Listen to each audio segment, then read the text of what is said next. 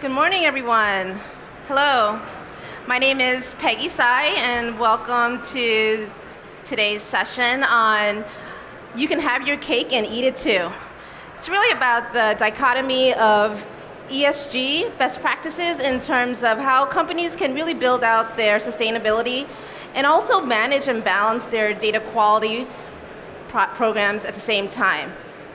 So, love to start out by introducing my co-speaker. Love to thank you, Roberto Maranca, Energy Management Data Officer, for being with me today. You want to please introduce yourself? Yeah, hi everyone. Sorry, my speech is a bit impeded by this mic. I feel like a horse with a bite, but I hope it's getting me all right. I was just wondering if everyone knows that we're going to talk about data privacy, because I've never seen such a full theater of people. So my story is simple. My mom wanted me to be an archaeologist. I wanted to be a fighter pilot. I ended up being a IT professional, going through a few blue chips.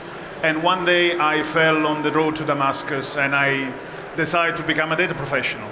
I never looked back. So I've been in Lloyd's Banking Group as their chief data officer for a year. Before that, I was in GE Capital. I became one of the first data officers over there, and in the last 5 years I've been in Schneider Electric, which is a big French conglomerate that does, well, it's a manufacturing company that does a lot into the energy and sustainability.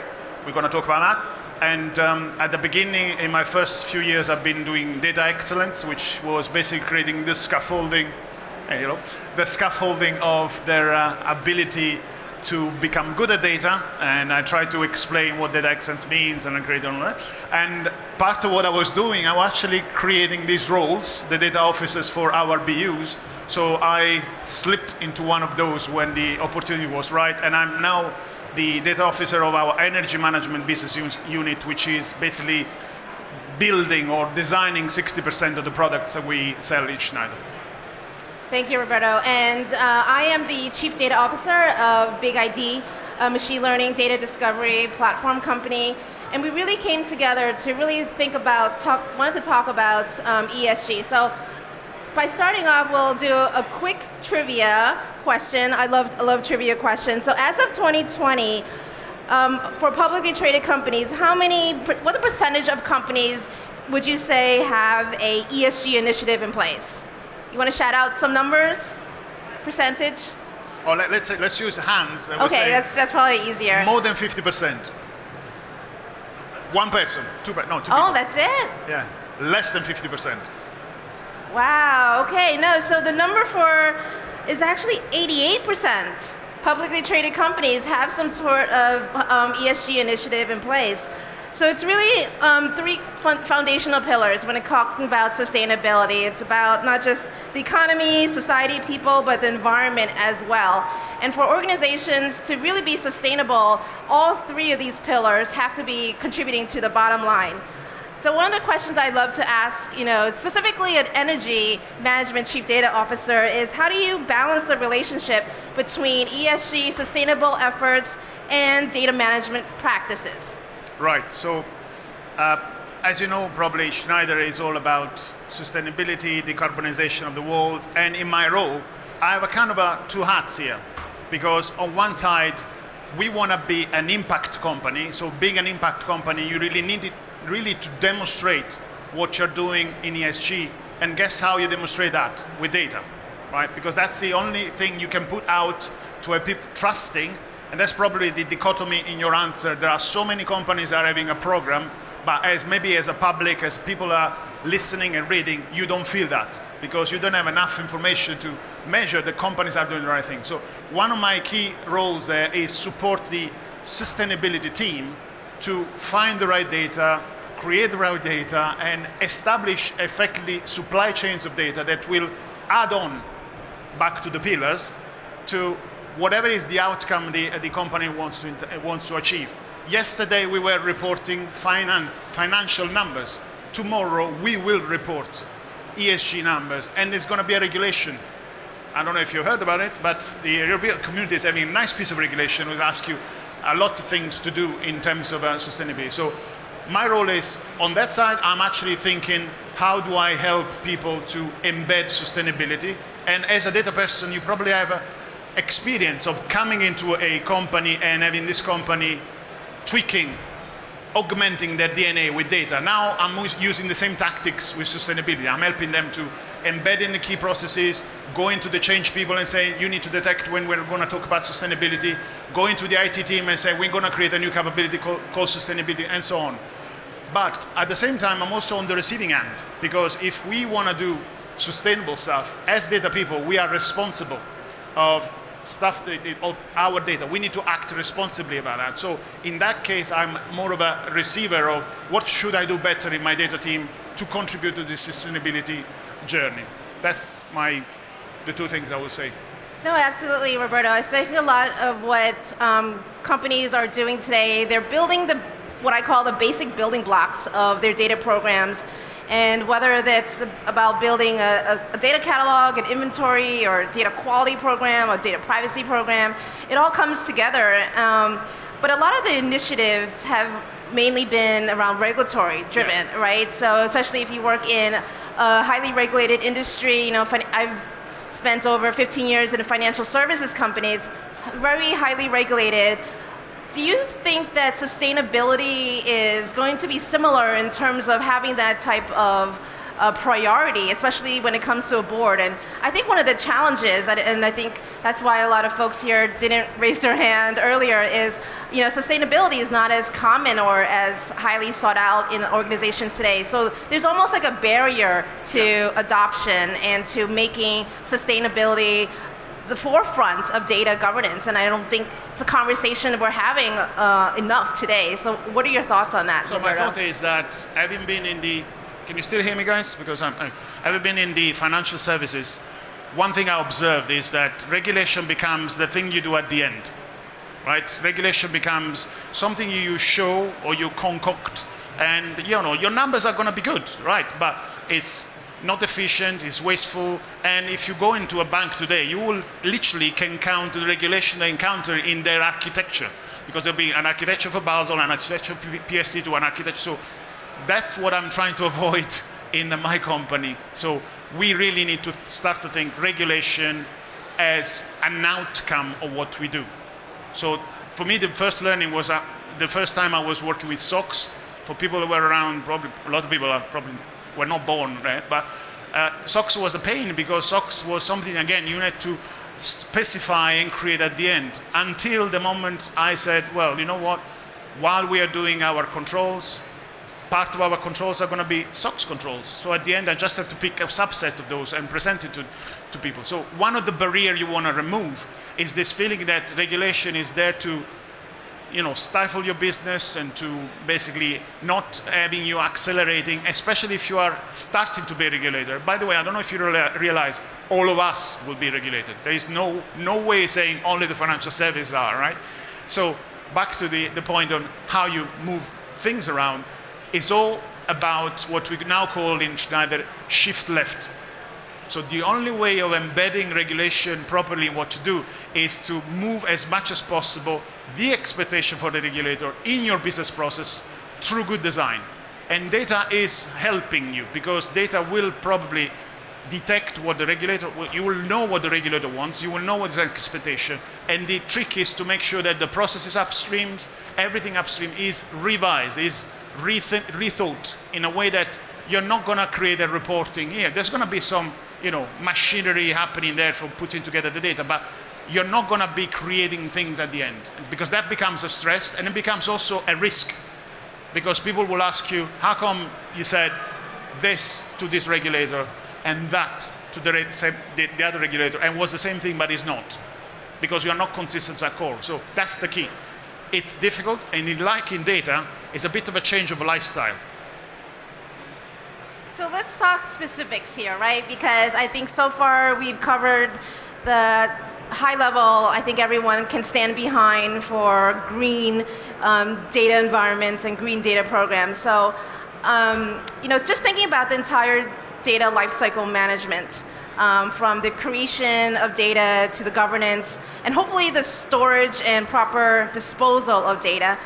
There's a statistic that from ICT Analytics that said that on average, the size of data storage is growing by 45% each year. And I think a lot of that is because if you think about the entire life cycle, the actual part that is costing us money in terms of data storage and what's impacting the carbon footprint is the size of data centers today. It's amazing how much energy that takes, and really you don't think about the actual energy of the data when data is in the cloud. It's almost like you don't see it, it doesn't exist today. So let's talk specifically about what companies can be doing today, and I think that points out to a big part of the retention policy. I think a lot of organizations have record management programs today, and a lot of companies also have data deletion processes and policies, but it's just not happening, or it's difficult to find the data and make sure that data is deleted. It's almost, I see it as a, let's status quo, let's keep the data. Data hoarding is an absolute problem when it comes to sustainability. I know that, Roberto, you talked about some specific green data practices, especially around data retention and data deletion. Yes. You want to share that? This is where one typical case, one of the very lucky cases in which you have a win-win-win. You are doing the right thing for the business, you are doing the right thing for the environment, you are doing the right thing for the customer, right? And if you know a little bit about GDPR, you have no chance in hell to be good at GDPR or whatever other privacy regulation, by the way, whatever other regulation that is asking you to do the right thing for data. So you have no chance if you don't have a good retention policy. And just to elaborate 1 second on the CO2, of course, there's going to be a lot that we as an industry we're going to do to make data center more efficient, less wasteful, less onerous on our water resources. But the data point that we have today is that last year data centers emission has overtaken general aviation. So because of the AI boom, now everyone is actually struggling to have more data set and they want more data centers. Actually, there are regulations of residency and localization that are opening more data centers because you don't have just the one in the US anymore, you have multiple data centers around. Net effect is that we're now emitting quite a bit more because of our data. And the other statistics that I heard, and I can't quote the source because I don't remember it, is that 2/3 of the data is staying there statically, nobody's accessing it. So not only we're wasting, but also we're wasting money and resources. So one of the things we tried to do when I was starting retention in my new job was to win the heart and mind. So if you know Schneider, you say sustainability, people are pricking their ears. And I quoted to our friends in the HR team, which was the first one we were targeting from a retention point of view. A simple thing says, do you know that on average an email kept in your data centers will probably consume 50 grams of CO2? At that point, I actually had to rein them in because they were actually deleting too much. So we calculated that in a matter of months, or a month or so, we reduced something ridiculous like 15, not petabytes, but a good deal of terabytes from our Microsoft Office environment. Now you say, drop in the ocean. Yes, but I made the point. People actually started to understand that there is a correlation. It's not for free. It's not for free. The fact you can store as many pictures you want is not for free. Overall, net is something that can affect you. And by the way, why you want to keep the history of a customer that once connected with you 12 years ago asking you for a quotation. From a business point of view, it doesn't make sense. And if you know better than I know that if you go back to the customer, they will be a bit upset because they say, why the hell are you contacting me? So it's good business value and it's the right thing for the customer, the right thing for the environment. And also from a privacy, we're in the Yes. privacy theater, certainly from a privacy perspective, really being able to not keep data longer than you need to, and also from a security perspective, you're really increasing your exposure risk. Correct. So Roberto, you mentioned you work in the financial services industry, and it's, I would say, more advanced, than in terms of data management practices. But there's plenty of other industries that I talk to. Recently, it's been spending a lot of time talking to law firms. And if you think about the legal industry, certainly they are, as lawyers, they're very focused on, their clients and keeping data, and data retention for them is the biggest use case in terms of not knowing what data to delete, and, and not having the technology and the data knowledge as well to maintain any of these policies. So it's really surprising. So I also want to talk briefly about some of the risk and challenges that organizations face unknowingly by keeping more data than they need to. Certainly we covered the business aspect, the sustainability benefits, but what about the cybersecurity and privacy risk that organizations also have as well? First of all, how many of you have tried to do data retention? Actually, I would say record retention. Few hands, yeah. The vast minority. Okay, why is that? When I was starting to work towards middle of my career, if your boss was saying, you are now going to be the record management director, you kind of knew that your career was over, right? It was one of those things in which they park people, and it was, you end up going around begging people, asking, can I have your list of records? Can you let me know what I'm going to give you a record disposal policy. Can you please implement it? Now, we were the Cinderella of the company, right? Now, all the data regulation came in, and basically, like a fairy godmother, they transformed the Cinderella of the company in a beautiful princess. And now, nobody can have a ball without her. And the reality is, though, that's a very sophisticated princess. Data retention is tricky. And actually, when you start to think more like record, the way you should think about retention, a record is not the line in your database, right? A record is it's a structure of data, like imagine a contract, a CV, or a legal document. Bits and pieces of that data goes everywhere into your environment. So it's tough. But no matter how tough it is, data over retain is a liability. I mean, I can cite many, many cases. I won't not do that, but you might think about what happened in the banks a while ago with a certain product that was oversold or missold, and then a lot of banks had to put a lot of billions to repay that or solve that. And the issue is that in a case you will, I'm not saying that it's the right thing to do. I'm not saying that would have solved the problem, but definitely the problem was exacerbated by the fact that a lot of data was sitting around. And the problem today is exacerbated whenever you're having a breach, and you know that our infrastructure are very flat. Basically, once you are in the house, everything is lying around the house, it's something you can put your hands on it. And that's where the risk of having breaches, losses of data you didn't even know, it's so huge that you need really, really, really start to think, do I really need this data? Do I need to start to keep this data? And you can start simple. You can start from, as usual, from the places where you think the risk is the highest, and you can start with an average of what should be a retention period that is calculated against versus all the different jurisdictions that are asking you to keep the record for a certain number of years. So it doesn't need to be a complex operation, but you need to have schedules, and you need to have those schedules embedded in your day-to-day. Every time there is a change, every time there is, remember what I was talking about, shift left? If people are coming to you and say, I would like to have a new dashboard, fantastic. What's going to be the retention period of the stuff you're going to keep in it?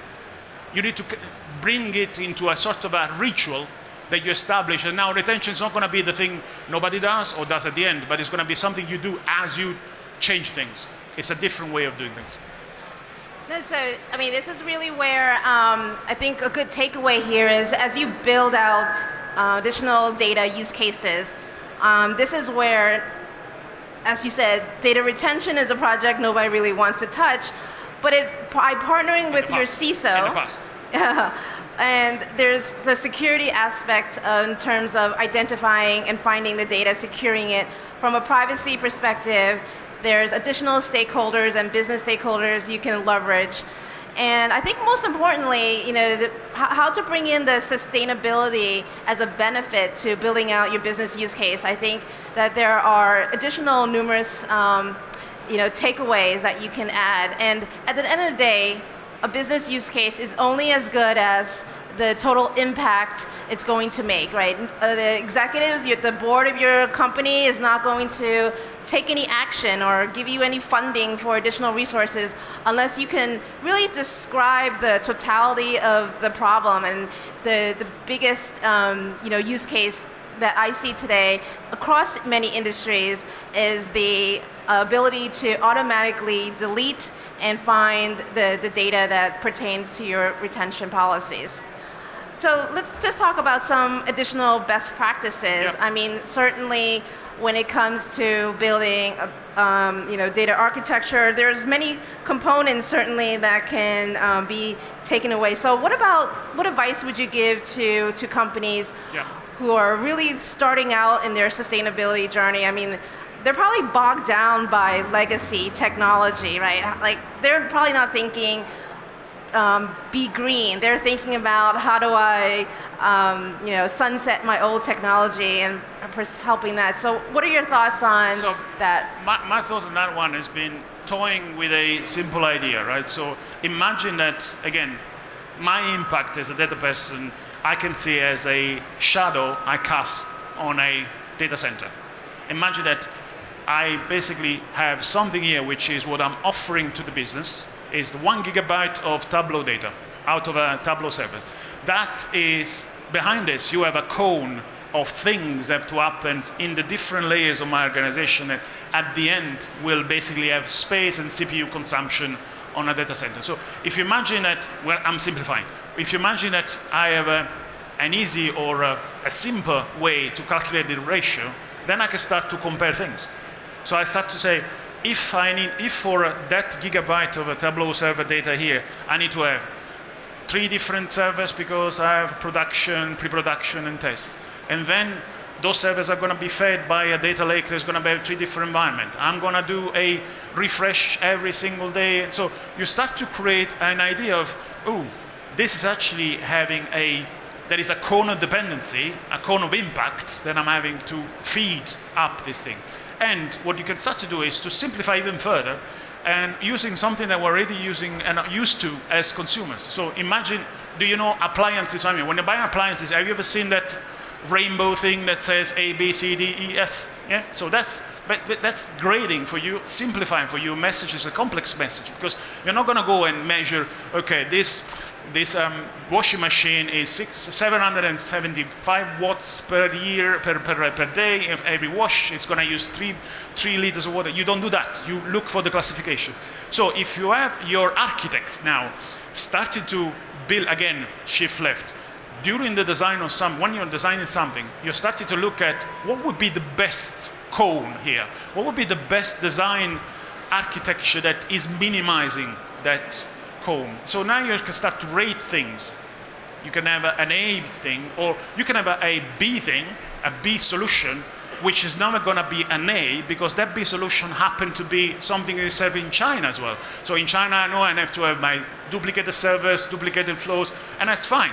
But you give people the sense of an entitlement, and you actually start to create a virtuous circle in which, again, good design is going to create good impact, or it's going to minimize impact. The funny story about this is that we were trying to understand more what's going to be the effect on quality. And if you measure quality as, do I have all the data I need?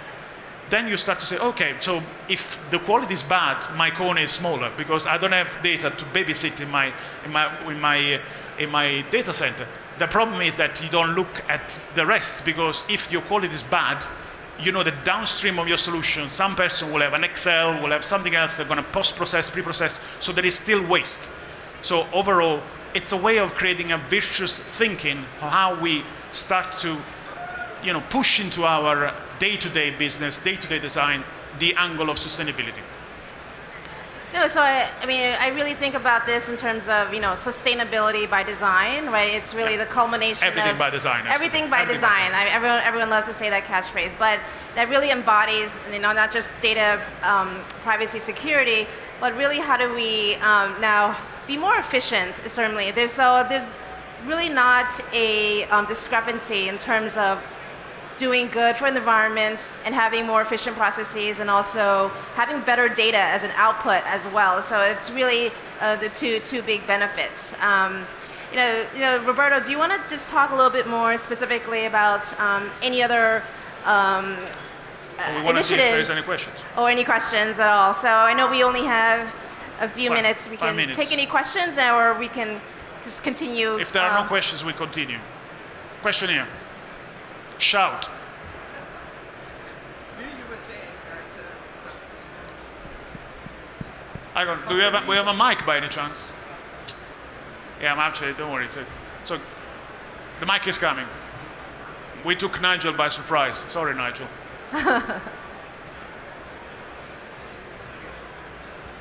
Thank you. You're saying that about the companies tend to be a little bit hesitant in terms of saying that. Go closer because Oh, I yeah. don't- Yeah, it's a little bit. Yeah, like that, because you almost said chew it. Go. You're saying that, for example, companies tend to be a little bit hesitant in terms of when advising and even implementing any sort of data strategy, is, for example, for sustainability. I mean, what's the main issue you think they face? Is it that because they can't really see the future from the woods right now? Or is it something else, basically? The issue is that if you ask any person in this room and say, is data important for your business? Absolutely. Is sustainability important for the future? Absolutely. But then when you ask, what are you ready to do? How much you're ready to invest in sustainability in data? It's always like, let me think about it, right? It's the ability for a company to see this new dimensions, because data is a new dimension, and it's coming really through the flow of their business cases. And if people at the top are not understanding that if you want to develop something new, I need to ask you day one, what's going to be your commitment to sustainability? Then the whole circle doesn't activate. So it takes time, because you can't only push from the top. You have to translate that push from the top in motion on the side. And that's where everyone is into, I'm having a sustainability business. And by the way, like you were having a data officer a few years ago, and nothing was happening in data. It's the same kind of, in physics, we would say hysteresis. You apply force, and the things start to move. Make sense? Any other questions? Yeah, over there. The first. Take one more question. The first row is there. Is there? The first row. Right here. First row is very active. I think that's a really interesting way of thinking around deleting data. So interesting. The British way, not the American way, in terms right? of kilograms of carbon saved. Are there any sort of rough ways you can do that? Because I really like the idea of saying to my execs, we've saved 1,000 grams of carbon dioxide this month or something for deletion. Like, does 1 terabyte equal? So you say, are there many ways to monetize this or calculate that?